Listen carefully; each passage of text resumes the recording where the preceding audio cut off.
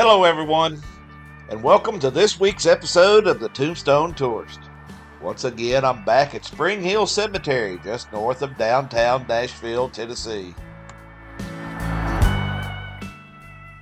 I'm going to begin this week's episode in the Laurel Hill section, where two noted country music performers are buried just a few feet apart. First is the final resting place of a man country music fans know as the Tall Texan, Billy Walker.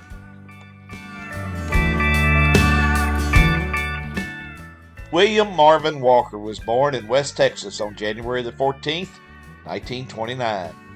His mother died when he was very young, and Billy spent part of his youth in a children's home in Waco, Texas. At the age of 18, Billy began performing on the Big D Jamboree in Dallas, where he met country music star Hank Thompson, who helped him sign his first recording contract with Capitol Records. In 1951, Billy joined the Louisiana Hayride in Shreveport and later moved on to the Ozark Jubilee in Springfield, Missouri. It was in Springfield that he began his long friendship and association with Red Foley. After playing the honky tonks in Texas for a few years, Billy moved to Nashville, and in 1959, he became a member of the Grand Ole Opry.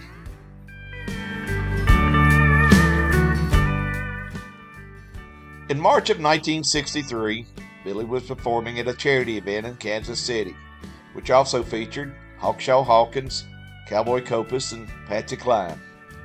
Following the concert, Billy was scheduled to fly back to Nashville on a private plane with CLINE, COPAS, and pilot RAMSEY Hughes. But the flight was delayed because of weather, and HAWKSHAW Hawkins, who was scheduled to fly commercial, gave Billy his ticket and took Billy's seat on the private plane.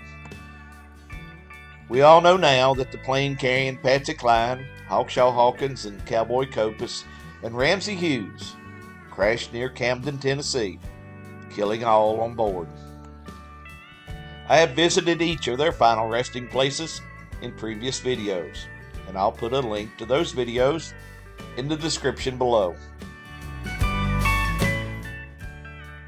In the 1960s, Billy enjoyed his greatest success with a number of hit songs, including Funny How Time Slips Away, Cross the Brazos at Waco, and his only number one hit, Charlie's Shoes.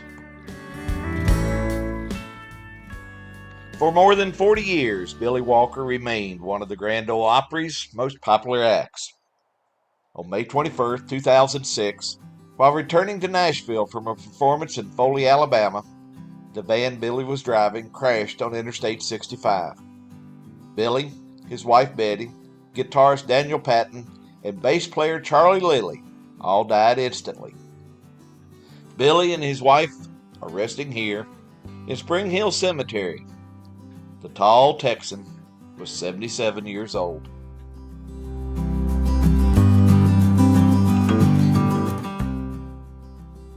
Just a few feet away from the grave of Billy Walker is the final resting place of one of the best pedal steel guitar players in country music, the grave of Pete Drake. Pete was born on October 8, 1932 in Augusta, Georgia.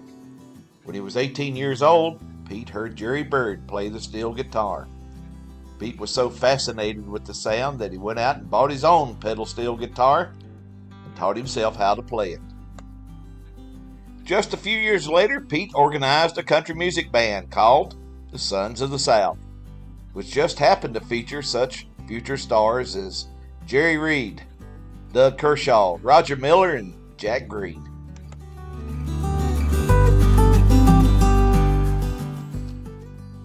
In 1959, Pete moved to Nashville and began touring with such stars as Don Gibson, Marty Robbins, and Bill Anderson. In addition to being a talented musician, Pete also became one of the best record producers in Nashville. In addition to producing records for many of the country music stars, he also produced albums for the likes of Joan Baez, George Harrison, and Ringo Starr.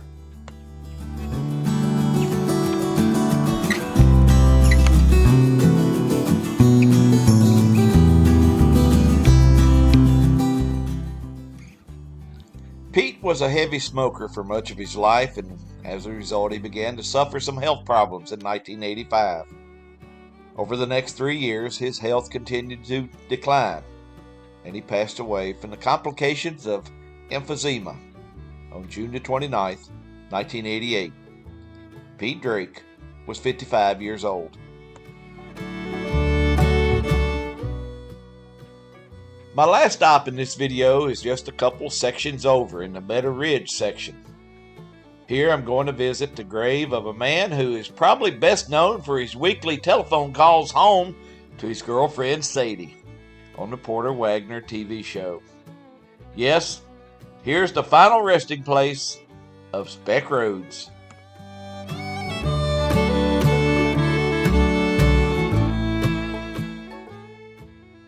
Gilbert Ray Rhodes was born on July the 16th, 1915 in West Plains, Missouri. He came from a musical family who were popular performers in their part of southwest Missouri. Speck, his brothers and sisters Slim, Bee, and Dusty began performing as the Log Cabin Mountaineers.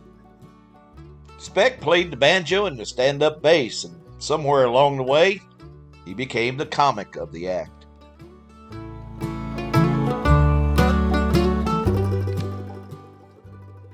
In 1960, Speck took his comic act to Nashville, where he auditioned for the Porter Wagoner TV show. Porter, also a West Branch native, hired him, and the two became fast friends, and Speck would remain part of the Porter Wagoner TV show throughout its entire 21-year run. His most popular comic routine was his weekly telephone call home to his girlfriend Sadie. In this one-sided conversation, Speck would catch up on all the goings-on back home in West Plains.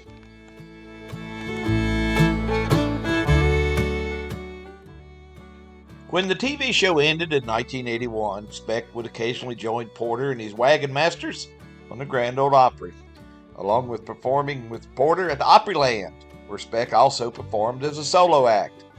But eventually, Speck retired and lived quietly here in Nashville. Speck Rhodes died at the age of 84 on March 19, 2000.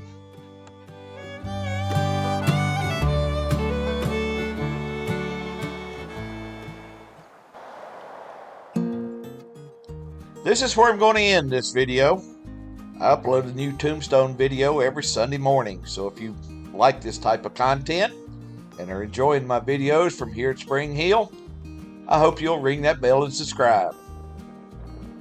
And if you remember Speck Rhodes, Pete Drake, Billy Walker, or any of the people that we visit in these videos, please be sure to share your memories with us in the comments. And while you're at it, a thumbs up is always appreciated. Now, until next week, please remember, life is a wonderful journey. Be sure to take time and enjoy it. And I'll see you down the road. So long, everyone.